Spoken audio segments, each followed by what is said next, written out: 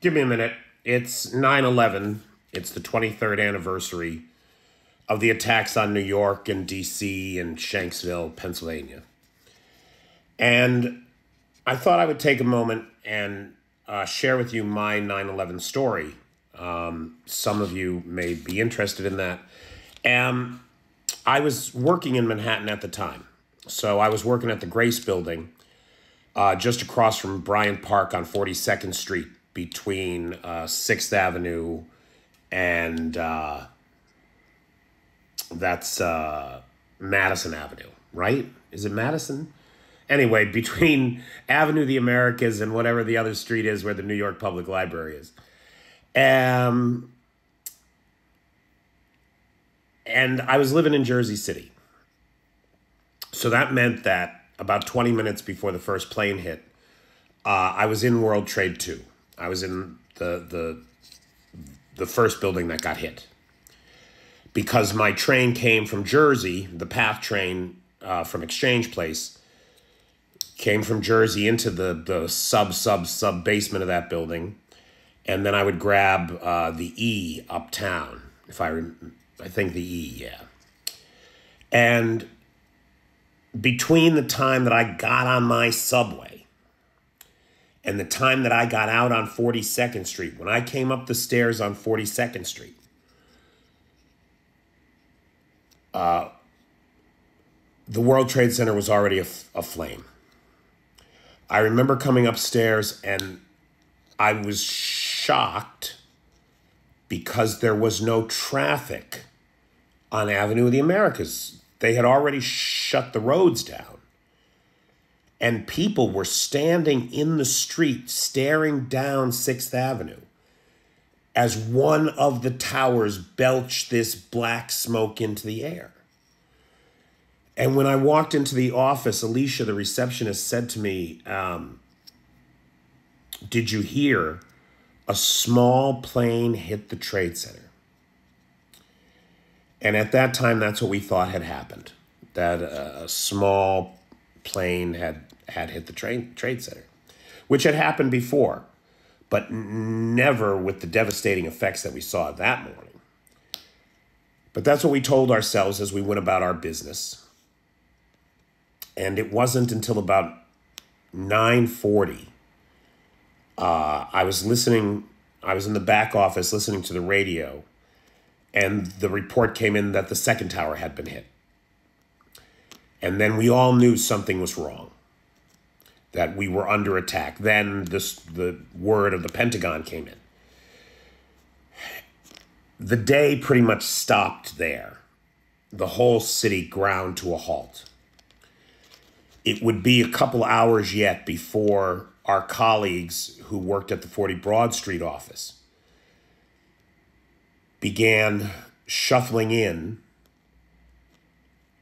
covered head to toe in that toxic dust of concrete, glass, and steel,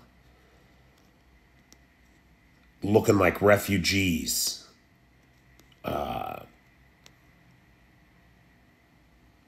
What I remember most from that time, over the next few days and the next few weeks, was an intense feeling of powerlessness and helplessness. And so we did everything we could to try and feel like we were doing something. My ex-wife and I, we spent days down at the docks in Jersey City by our house at Exchange Place, just loading barges with supplies for the first responders that were over on the other side. Tractor trailers came in from all over the country, and we had a staging area there. And boats would come in, we would fill them with Gatorade and water and dry goods, and they would take that stuff across the river to the guys that were digging things out. We ran a kind of taxi service for the welders. Welders came from all over North Jersey, Connecticut, Pennsylvania. They drove in. They would park at the the mall, and then they'd have to get across the river. And clearly there was no train service, so we would run them back and forth from the mall at Newport, the Pavonia Newport Mall, over to the staging area where there were boats that would take them across the river. And there was a sensibility that everybody was there to do the right thing, to try to be helpful in a time of chaos. And that feeling is very much the feeling that I get from so many people here in Ukraine, that in this state of war and chaos, everybody has come together not just to defend their homes, but to protect each other and provide for each other. And if you're watching this war from the security of your home, watching it on the TV, and thinking to yourself, gosh, I wish I could do something, there are lots of things you can do. You can reach out to the local Ukrainian community, if you have one. Across much of the West, there are enclaves of Ukrainians. Look for a Ukrainian Orthodox church. Look at what kind of fundraising activities they're doing and see if you can't pitch in. Even if you just run the big wheel at a church picnic. Bring in those quarters, baby. Bring in those quarters. One of the things that every American can do, that every member of a democracy can do, is they can let their voices be heard. Democracies depend on consensus. And so our elected representatives have to know that their constituents support Ukraine, or they will be hesitant to support Ukraine. They want to keep their jobs, right? So you got to let them know that the best way that they can keep their jobs is by supporting Ukraine.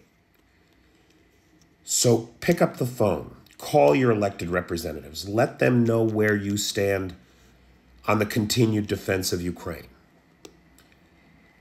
Don't let yourself sit there watching the TV feeling powerless. There is a lot to be done. And every little bit helps. Every drop in the bucket moves the world closer to a Ukrainian victory and a Russian defeat. And frankly, for the sake of us all and the good of the world, that is the only outcome that should be acceptable to any right-thinking person.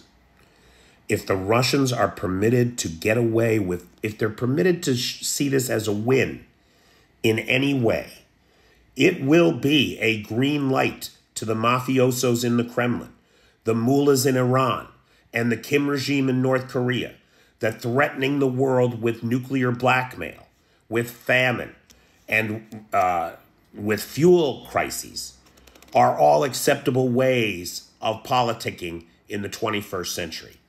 They will hold the world hostage to get what they want and drag us all back into a 19th century world where LGBTQ people have to hide, where women can't call the police if their husbands beat them because it's their husband's right.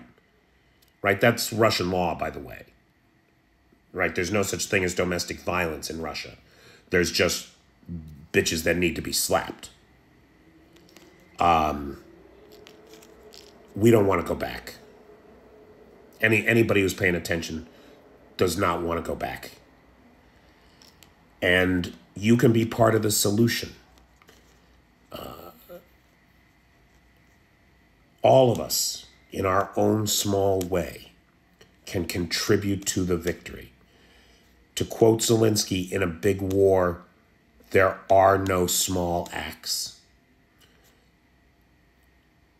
Turn off the TV and take action. Thank you, my friends.